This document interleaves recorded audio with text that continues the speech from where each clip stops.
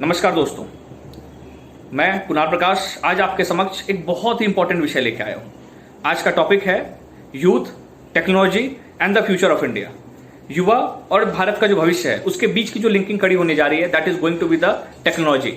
इसे हम समझते हैं। किसी भी देश का जो भविष्य है वो उसके युवा वर्ग पे निर्भर करता है। आज करीब 50% ऐसे भारतीय हैं जिनकी आयु 25 साल से कम उम्र की है। करीब 65% ऐसे भारतीय हैं जिनकी आयु 35 साल से कम उम्र की है। हमारा अगर एवरेज आयु अगर हम निकाले इस देश का एवरेज एज ऑफ इंडिया तो वो 28-29 साल के आसपास होगी। That means the biggest asset of our nation is the youth population. अगर हमने समय रहते हुए इनमें सही ढंग से टेक्नोलॉजी का नॉलेज, टेक्नोलॉजी की स्किल सेट, टेक्नोलॉजी की नो हाउ ट्रांसफर नहीं किया तो this biggest asset will become into the biggest liability.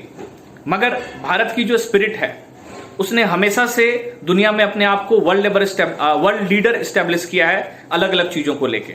जब प्राइमरी सेक्टर, सेकेंडरी सेक्टर के बाद टर्सरी सेक्टर का उदय हुआ, सर्विस सेक्टर का, तो इंडिया ने अपने आप को एज अ वर्ल्ड लीडर स्थापित किया इन सर्विस सेक्टर इंडस्ट्री। तो वो काम हम फिर से कर सकते हैं अपने आप को, अगर हमने सही ढंग से सही समय रहते हुए युवाओं के बीच में ये चीजें दी। हम तकनीक को समझते हैं कि तकनीक क्यों इसकी लिंकिंग खड़ी है, क्योंकि टेक्नोलॉजी एक ऐसी चीज है जो बिना बताए, बिना कहे आपके लाइफ का एक अभिन्न अंग बन जाती है। अगर छोटा सा एग्जांपल हम बात करें, हम सभी लाइट यूज करते हैं। आज से 30 साल 40 साल पहले बहुत मैक्सिमम इंडियन पॉपुलेशन में लोग केरोसिन पे लाइट यूज करते थे। उसके बाद चीजें ट्रांसफर हुई तो पीले वाला बल्ब आया। उसके बाद चीजें ट्रांसफर हुई तो लोगों ने ट्यूबलाइट्स यूज करना चालू किया। उसके बाद चीजें ट्रांसफर हुई तो लोगों ने CFL यूज किया। फिर आज के डेट में हम LED यूज करते हैं। तो किसी ने हमें बताया नहीं कि आप ऐसे करो ऐसे करो, अपने आप ऑटोमेटिकली ये चेंज हुआ हमारे लाइफ में। अगर हम ये चेंज लेके नहीं आ रहे हैं, हमारा इकोसिस्टम लेके नहीं आ रहा है, हमारा युवा वर्ग लेके नहीं आ रहा, हमारा बिजनेस वर्ग लेके नहीं आ रहा है, हमारी इकोनॉमी लेके नहीं आ रही, तो कोई ना कोई लेके आएगा। क्योंकि तकनीक ऐसी चीज है जो आएगी ही आएगी, उसे आप रोक नहीं सकते हैं। और वो बेहतर के लिए आता है, because technology makes life easier and comfortable. That is why. तो that is my main concern. अब इस चीज को हम एड्रेस कैसे कर सकते हैं? सबसे इस चीज को हमें समझने की जरूरत है। अगर हम आज का सिनेरियो ले कि आज के डेट में आप देखें, पिछले 4-5 सालों में कई लाखों लोग ऐसे हैं जो ऐसे सेक्टर्स में जॉब कर रहे हैं जिसकी ना तो उन्होंने कॉलेज में पढ़ाई की, ना उन्होंने स्कूल में पढ़ाई की, ना तो उसका कोई ढंग का करिकुलम उनके पास मौजूद था।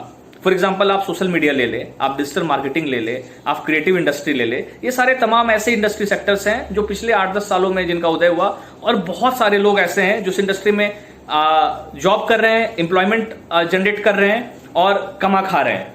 और इनकी सैलरीज ऐसी नहीं है कि कम है, they are getting a handsome salary as well.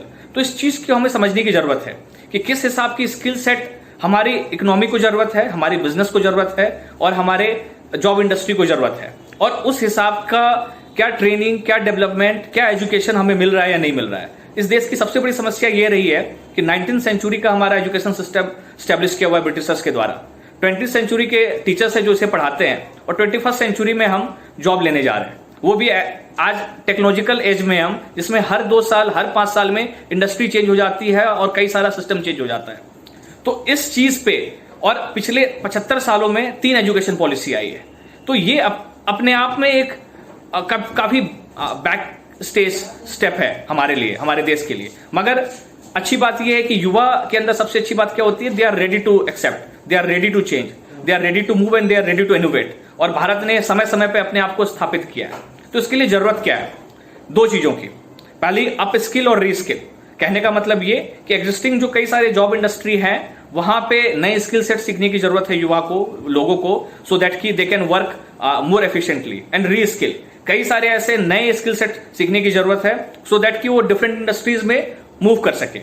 तो मैं यहां पे सिर्फ एक छोटा सा संदेश छोड़ के जाना चाहता हूं अपने युवा भाइयों के लिए कि इन्वेस्ट इन योर सेल्फ। उसके 3 स्टेप हैं। Invest in your knowledge, invest in your skill set and invest in your eternal wellbeing. Eternal wellbeing इसलिए कि अंदर से अगर आप अपने इमोशंस को, अपनी फीलिंग्स को अगर आप अंडरस्टैंड नहीं कर पाएंगे, नहीं सीख पाएंगे, तो आप किसी भी चीज में ढंग से आप परफॉर्म नहीं कर पाएंगे। So that will be all.